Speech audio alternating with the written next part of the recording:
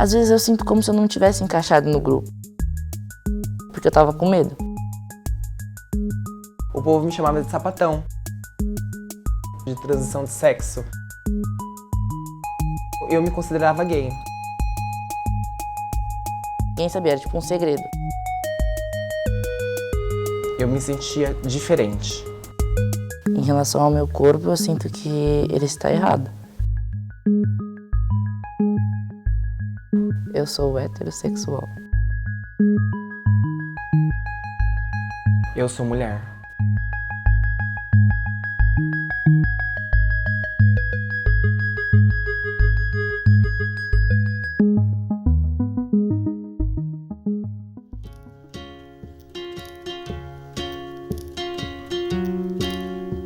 Eu passei a me identificar com o sexo masculino, pelo que eu consigo me lembrar desde meus 4 anos de idade, que é quando começam as minhas memórias. Aos 7 anos de idade, eu fazia escolinha de futebol no meu condomínio. Toda vez que eu ia pra aula, eu tomava banho e pro banheiro eu levava uma cueca que meu primo tinha esquecido em casa.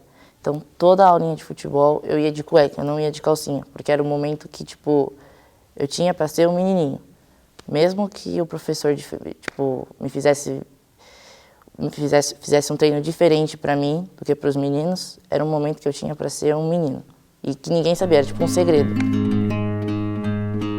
Com 4 aninhos eu lembro de perceber que, diferentemente do meu irmão, organizar a identidade de gênero, né? Perceber a figura da minha mãe era uma figura que organizava a minha identidade, era um espelho muito forte. Então eu lembro que com 4 anos eu interpelei ela, falei, mãe, eu acho que quando eu crescer eu vou virar a Daniela Mercury. E ela não reagiu bem. Lembro de uma vez que eu era da creche, ficava os meninos num canto, as meninas no outro, as meninas poderiam brincar com as bonecas, com as perucas, com tudo, e os meninos já brincavam com carrinho, com boneca, com bola, etc. Aí se juntavam os dois. Uma coisa que me marcou naquela época é que, eu queria colocar peruca na cabeça. Aí a professora falou que eu não podia colocar peruca na cabeça. Com 12 anos eu assisti um programa na Rede Bandeirantes, que era sobre as transexuais que faziam programas. Era o Otávio Mesquita, que ele apresentava o programa. Aí ele ensinou como se hormonizar lá no programa. Aí eu falei assim, não, é isso que eu quero.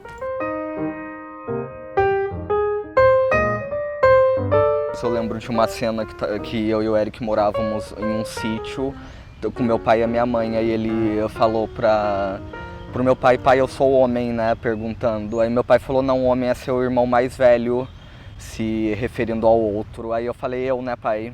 Aí, isso eu acho que é o que ficou mais marcante. Eu deveria ter uns 3, 4 anos no máximo.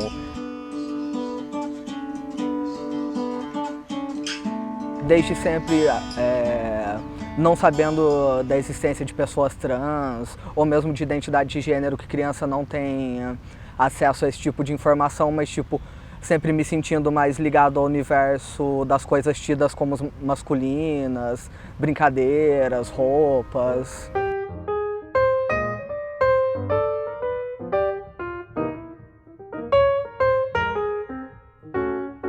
Transgênero é toda e qualquer pessoa que tem um conflito com o modo como a nossa cultura define os comportamentos de gênero, os papéis de gênero, segundo o sexo genital que é atribuído à pessoa ao nascer. Essa parte biológica, né? A gente define como macho um corpo que tem pênis, que tem pelos, que tem que vai ter uma puberdade masculina, e a gente que tem cromossomo XY, e a gente define como fêmea um corpo que tem mamas, que tem vagina, que tem cromossomo XX e assim por diante. Então, as pessoas que têm um conflito com essa disposição cultural são as pessoas que transitam de um gênero ao outro, são as pessoas transgênero. Ainda não existe nenhum estudo ou uma avaliação específica que vai dar para a gente prever, não dá para prever. Mas existem alguns indícios, né? Os indícios que a gente usa para pensar, existe uma maior chance dessa criança ser persistente, a intensidade da identificação com o gênero oposto ou com outro gênero, a gente vê que assim, aumenta a chance da criança ou adolescente serem persistentes se existir um desconforto muito intenso com o corpo, com os genitais, ou com não ter a genitália ou órgãos ou os caracteres sexuais desejados e identificados. As atitudes que me diferenciavam do gênero ao qual falavam que eu pertencia eram, principalmente na infância, as brincadeiras. As roupas, a forma de agir, que não era considerado pertencente ao gênero feminino. Eu sempre brinquei muito de futebol, de lutinha com o meu primo. Nunca gostei de usar saia, vestido, rosa. Sempre foi bermuda, camisetão, chuteira no pé, machucado, disparado pelo corpo inteiro. Sempre gostei mais dessas cores consideradas masculinas. Às vezes eu acordava, às vezes eu esquecia completamente. E falava, ai meu Deus, tem que tomar banho. E aí eu me deparava com aquilo. Então foi cada vez mais ficando quando você... Porque eu acho que decidir fazer a transição já é um indício de que as coisas estão muito, que você não aguenta mais viver naquele corpo. Me escondi até os meus 18 anos. Eu não contava pra ninguém que eu era uma transexual ou Na época não existia transexual, não existia quase nem travesti se falava. Tá certo que eu não sou tão velha assim, né? Mas no meio que eu vivia não existia. Aí então eu me considerava gay. Aí eu não contava pra ninguém. Não contava pra ninguém. Mas quando completei 18 anos, que eu arrumei meu primeiro emprego, aí foi tudo tranquilo. Porque aí eu pensei, se eu empregada, eu posso me bancar, né? Aí eu contei pra todo mundo. Eu sei que as pessoas trans, de um modo geral, se manifestam, quer dizer, a transgeneridade se manifesta desde a infância. Não foi no meu caso. No meu caso, deu-se diferente. Eu acabei descobrindo a transgeneridade de forma tardia, depois de aceitar a homossexualidade. Muitos dos casos de identidade de gênero vêm acompanhados de outras patologias, porque como o sofrimento é muito grande, eles têm quadro de ansiedade, eles têm quadro de depressão, alguns têm transtornos de personalidade. É muito raro você pegar um indivíduo que tenha só a questão de gênero, né? Então a psicoterapia vai trabalhar nesse sofrimento, vai trabalhar nas questões do preconceito, né? Essas pessoas vivem muito preconceito. Aos 15 anos foi quando eu contei para minha mãe, na verdade primeiro foi para uma amiga, que me ajudou a contar para minha mãe, como eu me sentia. Mas 4 anos antes eu já me identificava como menino.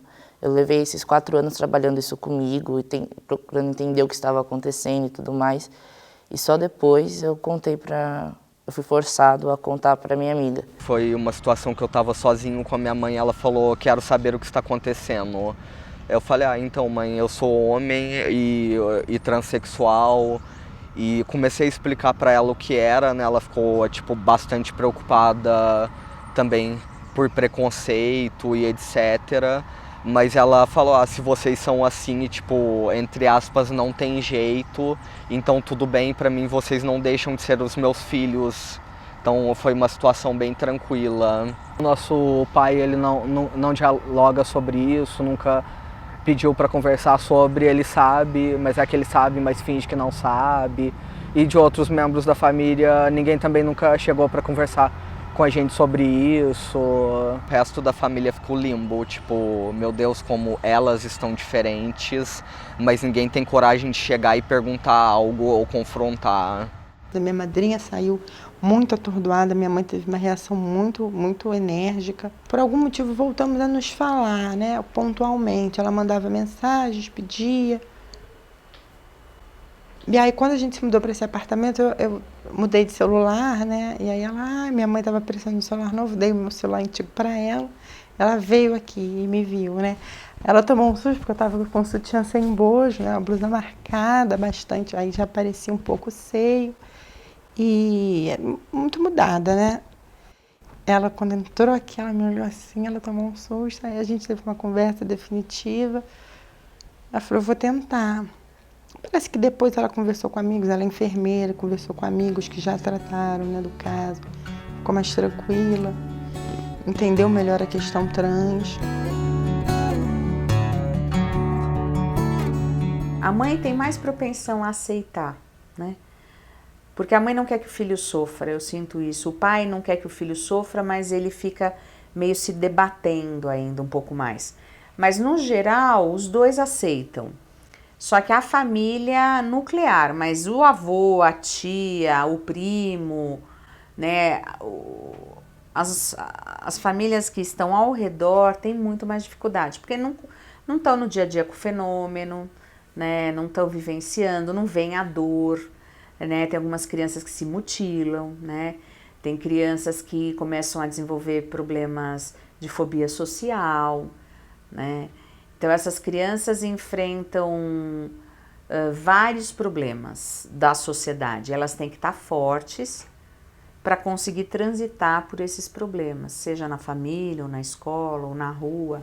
A única pessoa que foi mais dura com a situação, não é bem a palavra, mas foi a minha bisa, que ela tem 77 anos de idade. Minha mãe disse que foi por causa da criação dela e tudo mais. A gente brigava muito, muito. Eu ia na casa dela, era oi e a gente já começava a brigar. Ela fazia questão de me apresentar para todas as amigas dela que passavam na rua.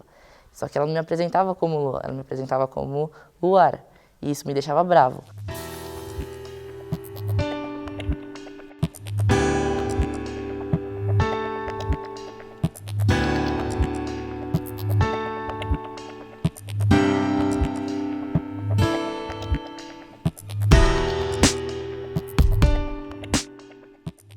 O uso do nome social começou no Brasil há mais ou menos uns 10 anos. O Conselho Regional de Medicina de São Paulo autorizou as pessoas usarem.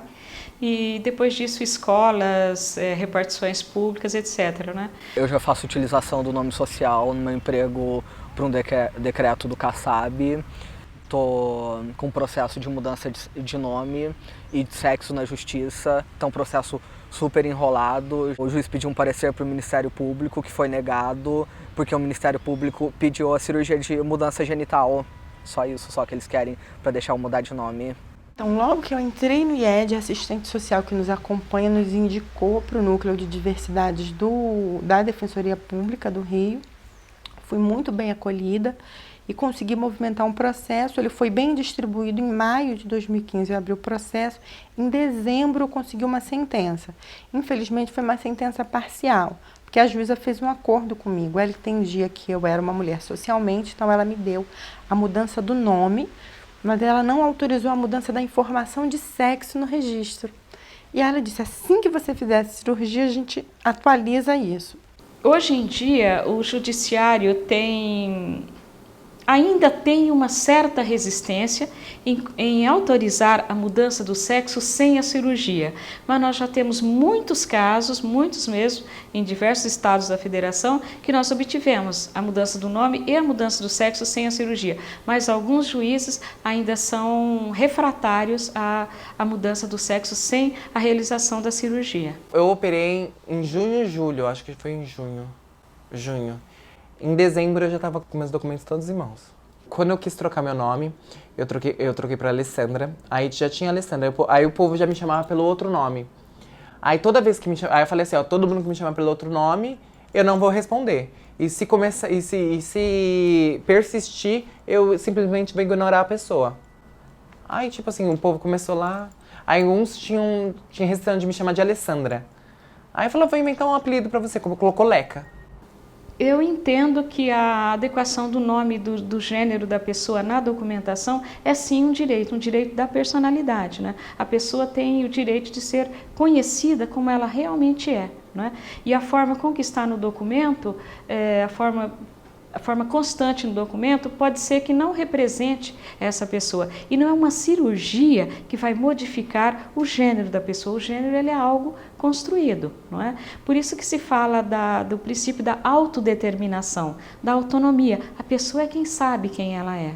Eu não estou colocando que as pessoas têm um sofrimento, mas grande parte das pessoas tem um sofrimento importante por causa do gênero, né? É algo que elas tiveram que guardar para si, depois o mostrar é muito difícil, depois como é que você se relaciona com pessoas, tendo um pênis, sendo uma mulher, e aí com medo de... E tem gente que quer que use o pênis, ela não quer usar ou quer usar. Então tem tantas questões envolvidas que eu acho muito importante, sim, passar por um acompanhamento psicológico, psiquiátrico. Eu acabei me relacionando com alguns rapazes e não foi feliz, porque essa questão sempre aparecia. E uma vez, né, acho que a gota d'água foi em abril, quando eu me relacionei com um menino e uma relação de carnaval, né? Não era mais carnaval, mas estava naquela interação, uma relação de night. Conheci um menino que é até próximo do meu círculo social. A gente interagiu e depois eu tive que contar e ele falou, olha, você é linda, adorei ficar com você, mas isso é um limite. Fiquei pensando nisso, eu falei assim, não, é uma gota d'água. Era louca de vontade de ficar com um rapaz. Aí ele falou assim, não, nunca vou ficar com um homem. Aí eu falei assim, tá bom, fiquei quieta. Eu não tinha problema com meu pênis, eu não utilizava meu pênis. Mas eu não tinha problema nenhum com ele, porque eu sempre fui muito bem resolvida com o meu corpo. Eu sempre tive na minha mente que, tipo assim, se eu nasci daquela forma, era pra algum propósito, que eu ainda não sei o que é, quem sabe foi por causa da cirurgia. Eu penso sobre a cirurgia o seguinte, que dentro da ansiedade que as pessoas têm em relação a transformar seus corpos, subsiste ainda muito de uma noção tradicional de relação entre sexo genital e gênero. É como se a pessoa quisesse se sentir mulher ou se sentir homem da forma tradicional. Portanto, a transgeneridade deixa de ser uma transgressão, uma quebra da cultura de gênero e passa a ser um reforço dessa cultura de gênero. Agora, as formas que existem de expressão da transgeneridade são infinitas. Então, se a pessoa sente a necessidade no seu corpo de modificações a serem feitas, é preciso fazer. Foi sensacional começar a tomar os hormônios. No dia, eu estava muito nervoso, porque eu tinha medo de que os exames dessem que eu não poderia usar, que eu tinha alguma coisa que eu nunca ia poder usar. E aí eu estava muito nervoso. Aí ela falou, não, você pode usar. Aí eu, tá bom. Aí ela passou o negócio, aí eu saí da sala. A gente foi tentar pegar no próprio Instituto da Criança, não tinha. Aí eu já entendi desespero, eu falei, não vou tomar hoje, lascou, não vai ter em lugar nenhum. Aí a gente parou, na primeira farmácia que a gente parou, eu comprei. Aí eu tava tudo bem, não vou chorar, não vou chorar. Quando ele colocou a injeção, eu já comecei, meu Deus do céu. E eu não tava chorando de dor, tipo, minha mãe falou, tá doendo tudo isso? Eu, não, é que eu tô, tipo, pensando em tudo e como eu queria isso. É um perigo se hormonizar sozinha, é um perigo de câncer, tem várias doenças que podem causar. Aí eu não sabia me hormonizar, que não tinha dinheiro, não tinha nada. Eu comecei a me hormonizar com 15 anos de idade. Eu juntava dinheiro para comprar meus hormônios, tomava meus hormônios escondida e foi assim que eu comecei com o processo. Pela nossa legislação, a gente tem que tratamento hormonal pode ser feito a partir de 16 anos. O tratamento não é importante para a cirurgia. Na verdade, é importante para o indivíduo exatamente para ele mudar as características dele, né? Então, o tratamento hormonal ajuda na mudança das características. É claro que uma vez já formada as características, nem todas a gente consegue mudar completamente, mas consegue melhorar.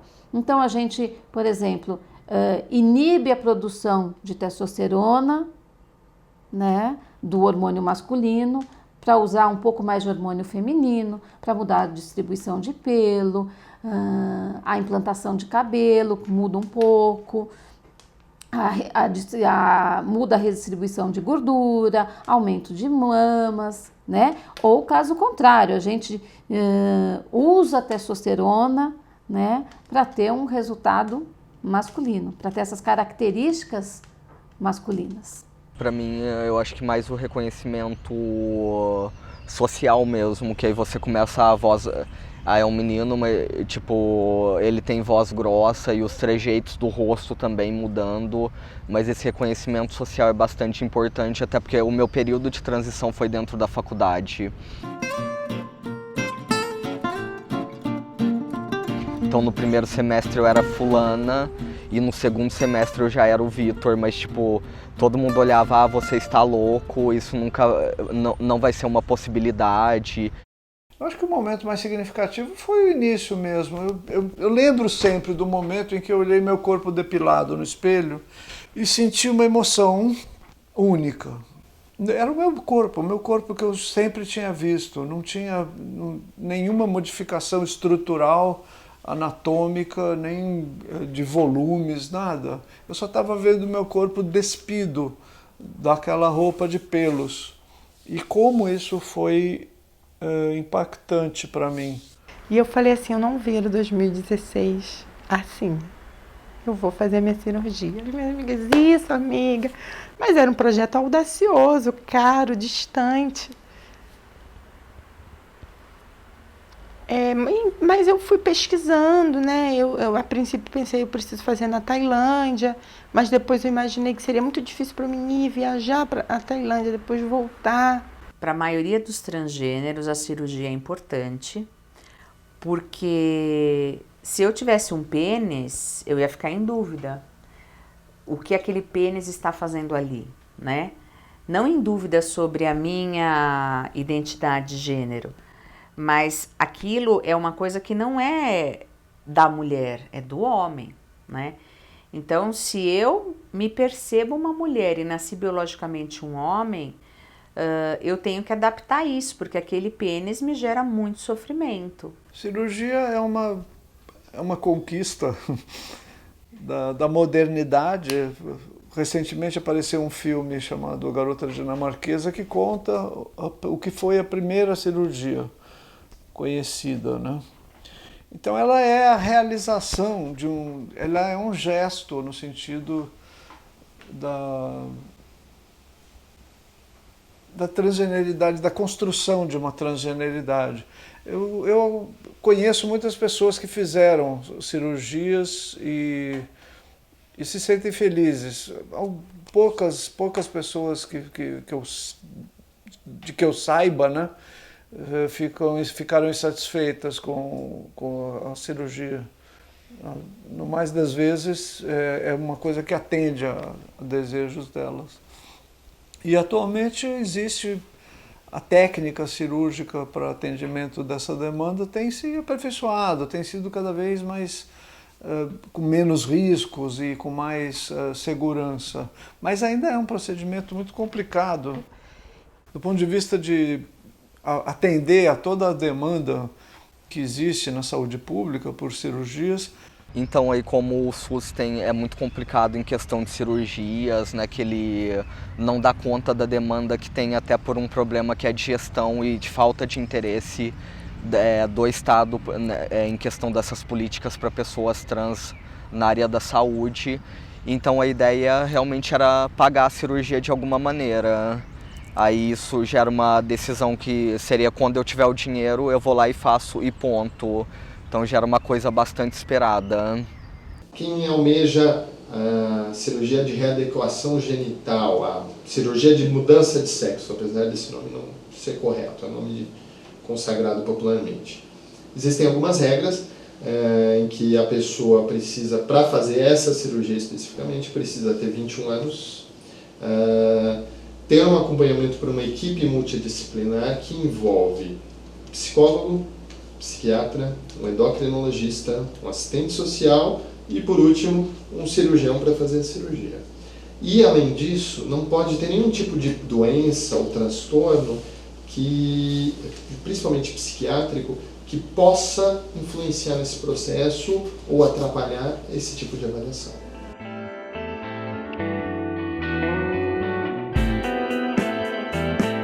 Fiz prótese de silicone e a cirurgia de resignação sexual. Eu me senti realmente operada depois de uns 2 meses. Quando eu consegui me olhar no espelho, estava tudo bonitinho. Eu não posso falar que ainda atendeu todas as minhas expectativas, que eu ainda não tive minha primeira relação sexual. Fazem 3 anos que eu fiz a minha cirurgia e eu ainda não encontrei ninguém pra mim ter essa experiência. Aí quando eu encontrar, vai atender todas as minhas expectativas, mas por enquanto não. Conversei com algumas amigas minhas, né? E elas falaram, Dani, por que você não pede ajuda para pessoas que são do seu círculo social, que entendem a sua necessidade? Como é que a gente faz? Vamos passar nos nossos amigos em comum, que podem te ajudar. E elas falaram, grava um vídeo, faz um texto. Elas mesmas fizeram, né? Mas a gente fez um texto a 6 mãos.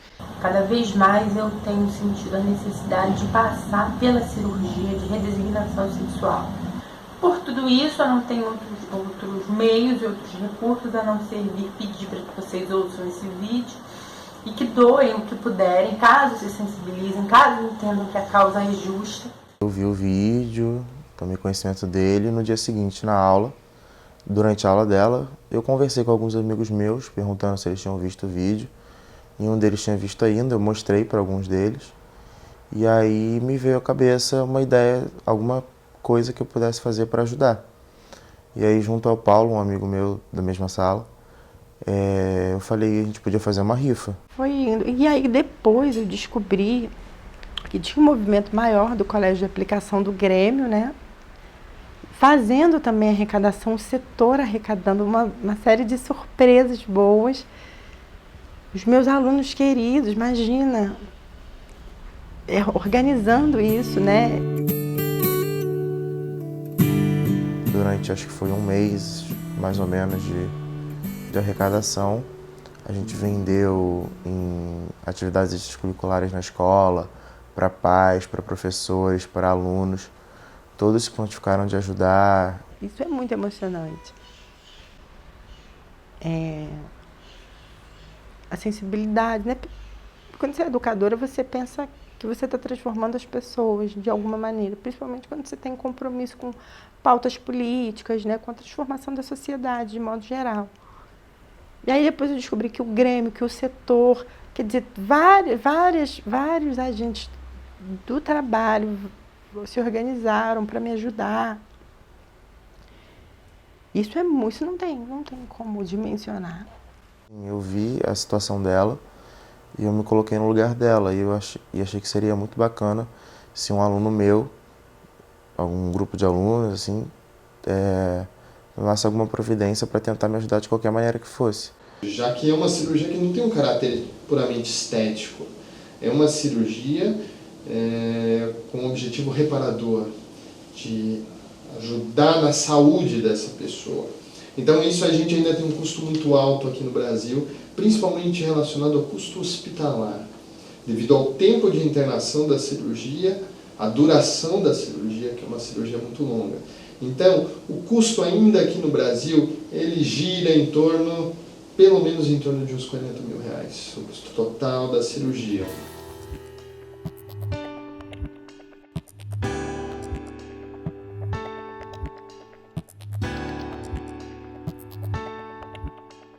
Meu foco é o tratamento das mulheres trans. Aqui no Brasil, ainda para a cirurgia de transgenitalização, em homens trans ela ainda é considerada uma cirurgia experimental. Então, cirurgia de readequação genital nesses homens só pode ser feita em protocolos de pesquisa. Outras cirurgias, como por exemplo a retirada das mamas, não segue essa regra.